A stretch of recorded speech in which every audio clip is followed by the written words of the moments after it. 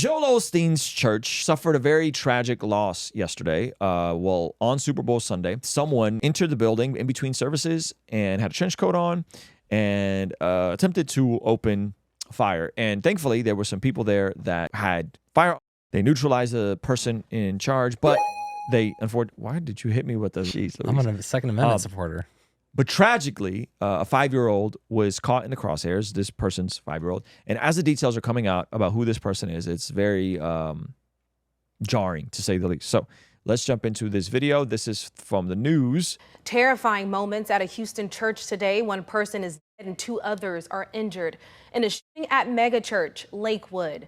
This is what the scene looked like this afternoon. According to Houston police, it was shortly before 2 this afternoon when the shooter, who was with a small child, entered the church with a long pole. So they're saying the child is either 5 or 7. I'm not sure. Either way, that's crazy. That's awful. And hopefully the child pulls through. Super duper sad.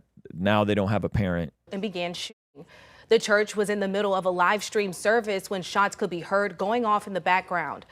Off-duty officers returned fire. The suspect who died at the scene. The child who was with her was hit as well, and she is currently in critical condition. A man in his 50s was also and is being treated at a local hospital. At a media briefing, which wrapped up about a half hour ago, Houston Police Chief Troy Finner praised the off-duty officers. I want to commend those officers. She had a long gun, and it could have been a lot worse. But they stepped up and they did their job. And I want to thank them for that. Governor Greg Abbott issuing the following statement saying, quote, "Our hearts are with those impacted by today's tragic shooting and the entire Lakewood church community in Houston. Places of worship are sacred. I have been in contact with Mayor Whitmire and offered the full support and resources of the state of Texas to help this community and help bring swift justice to the criminal who committed this heinous act," end quote. Reality of this happened is just tragic. You can have issues with Joel Osteen, which I've had, Mike Winger's had, many people have had. Okay, but we shouldn't wish this upon anybody. My man JP had a good take on this. Like we should want this to happen at any place of religious gathering, right? Regardless of the religion. Like it's just terrible. So we just got a hold of the search warrant and can confirm that the shooter is identified as a 36-year-old. She had been born a man from El Salvador and has a lengthy criminal record. Now, according to the search warrant from Montgomery County, she pointed an AR at the officers, off-duty officers who were in the church at the time, and they fired upon her, killed her, and was considered in self-defense. Also, there was word that the woman had claimed that she had a backpack. They checked that out. Turned out it wasn't true, but according to the search warrant, she was in possession of a yellow color rope and substances consistent with the manufacture of explosives. They thought that was a detonation cord. They looked into it and it turned out not to be the case. We're also hearing from local reports that the 5-year-old who was with this woman is likely not to make it. This 5-year-old boy has been in critical condition, and according to the Houston Chronicle, it doesn't appear. So I don't know if he's 5 or 7, but that's awful. That individual, the 57-year-old man, he's going to be okay. He was shot in the leg. But the information we're getting now, we've seen a lengthy criminal record on this individual. Again, as a man, he had a lengthy record of assaulting a police officer, marijuana, also got a lengthy record here, several different offenses over about the past since 2005. So that's what we got. Did they switch back to the regular pronouns, the he pronouns? I guess so, huh? Wow. Here, and news conference is scheduled to begin at 2:30 Eastern, and we should get more information. Yeah. But did they say that he had a felony? He attacked a police officer. So he was, I'm saying, not allowed to own guns. Not allowed. I would assume so. Yep. Had a Free Palestine sticker on his firearm. Listen, I don't want to make this a political thing to score points, but I think it's very difficult to separate political ideology from these sorts of conversations, meaning that this is intrinsically connected to this person's identity. Yeah. Right? So when this stuff happened at whatever Charlottesville, there was a lot of talk about the far right this and the far right this, but now we're starting to see the far left doing these sorts of acts, and yet you don't really see it covered the same way in the media, right? So this is, again, remember Nashville. Yep. Was what? Was a transformer. Now you got this situation.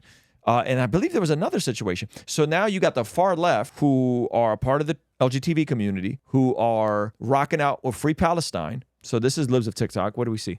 We got Libs of TikTok saying leftist activists are already coming to the defense of the Texas. You should, hold on. No, you should not. There's certain things you should just never defend. Yeah, you just stuff like October 7th, stuff like this, you should never defend. There's no amount of verbal trauma, of whatever nonsense you want to call it, that we should ever come to the defense of stuff this stupid. With one leftist activist saying, have you tried not antagonizing people to the point they snap?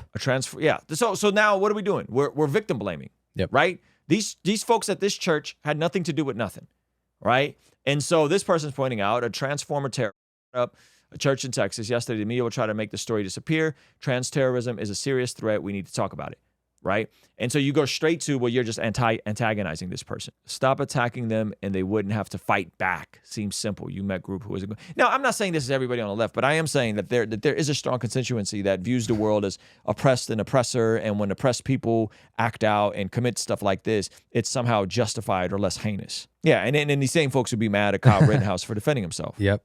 Yuck. Yeah. So there is a connection to this ideology. If we're going to say that white supremacy or far right stuff has, which I do think it can. I do think you got to have just scales and say this does also have correlation. If words are violence and silence is violence, and you're violent, you're emotionally violent with me. Your words are violent with me, and now I have to resist. And if you've never thought that resistance was going to be peaceful, it's never peaceful. Resistance is always.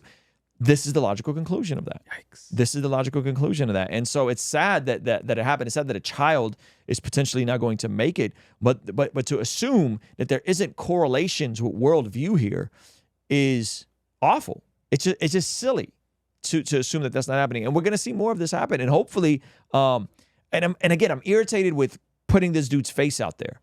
It might be a woman, actually. What do you mean? Might be a woman that was transitioning to man. It's irrelevant. Yeah, no. I'm just saying. Let's include. Is she off the TRT? Yeah, I guess. I don't know. She off the TRT? I don't know, but I do know that this is that this stuff is more prevalent than we think it is.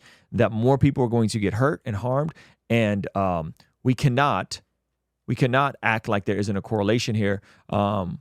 And that there may not be copycat attempts. Look, sometimes people struggle with quiet time because you're like, I don't know what to do. Yeah, so I got this Bless God prayer journal. So look, they got a section.